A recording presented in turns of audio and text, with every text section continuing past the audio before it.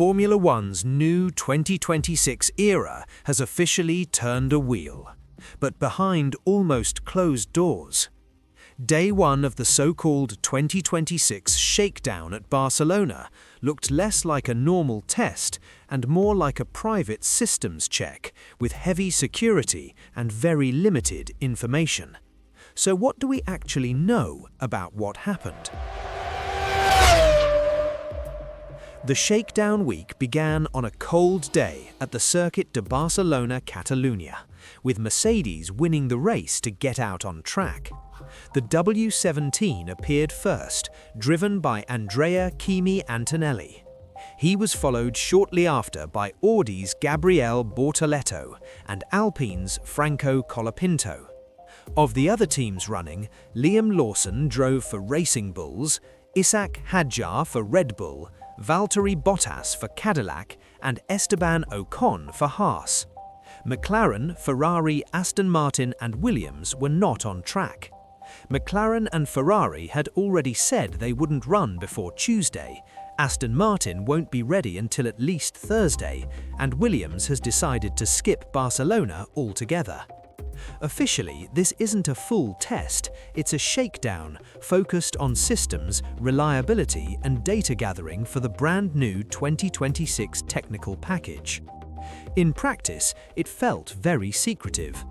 The running took place behind closed doors, with limited media access, no public timing and very tight control over what teams could show on social media. F1 TV was allowed to film some interviews and basic footage, but teams were reportedly restricted to just a few posts, and even those were scaled back as criticism of the secrecy grew online. Around the circuit, security became increasingly aggressive as the day went on, pushing people away from the perimeter by several hundred meters. Some YouTubers managed to access the timing system in the morning and shared what they claimed were lap times. But those unofficial results were cut off at the source, and we have no clear picture of what happened in the afternoon session. According to those leaked unofficial timings, Ishak Hadjar was fastest with a 1:18.159.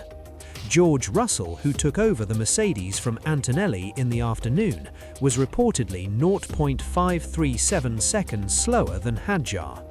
The spread from fastest to slowest, Sergio Perez in the Cadillac, on just 11 laps, was said to be around 7.8 seconds. But here's the key point: these times are not representative. Brand new regulations, immature cars, completely different run plans, and a day focused on systems checks and integration, not performance laps. We're still a long way from anyone doing proper push laps in fully developed 2026 machinery. What matters much more than lap times at this stage is mileage. On that front, Haas can be very happy. Esteban Ocon completed around 154 laps, the highest of the day according to the unofficial data. Mercedes also had a strong day, 93 laps for Russell and 56 for Antonelli, making a total of 159 laps. Franco Colapinto managed about 60 laps for Alpine, despite spending a long time in the garage with technical issues. Liam Lawson did 88 laps for Racing Bulls. At the other end of the scale, the new or newly branded projects had a tougher time. Cadillac, with Valtteri Bottas and Sergio Perez, reached a combined 44 laps, with Perez only managing 11 in the afternoon. Audi, with Gabriele Bortoleto, completed just 27 laps before being sidelined by technical problems. The team says it has already identified the issue and expects to be running normally for the rest of the week. Mid-morning, a red flag, reportedly caused by Liam Lawson stopping on track, brought running to a temporary halt. Both Bortoleto for Audi and Colapinto for Alpine had their runs interrupted by technical gremlins, but with the shakedown being closed to the public, details are scarce. Remember, these are effectively first proper outings for 2026 spec cars and power units. Problems are expected. Teams are building their run plans for the rest of the week around the weather forecast, and each outfit can only run on 3 days available. So, why the almost secret feel to this first day? Partly, this is just how teams operate when a new regulation cycle begins. They don't want to show aero details, solutions, or even basic run plans any earlier than they have to, especially with 2026 fundamentally changing both the chassis and the power units. But the combination of closed timing, heavy security, and extremely controlled messaging has definitely annoyed a lot of fans who were hoping to get a clearer look at the new generation. From a performance point of view, though, what we saw today doesn't answer many questions.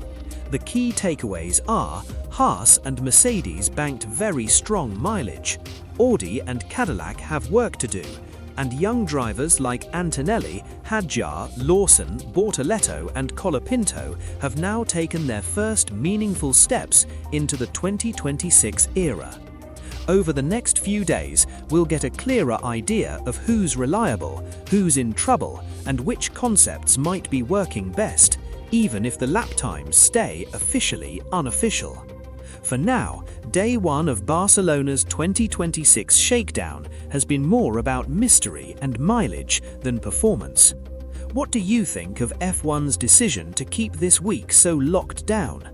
Does the secrecy add to the intrigue or just push fans further away from the sport?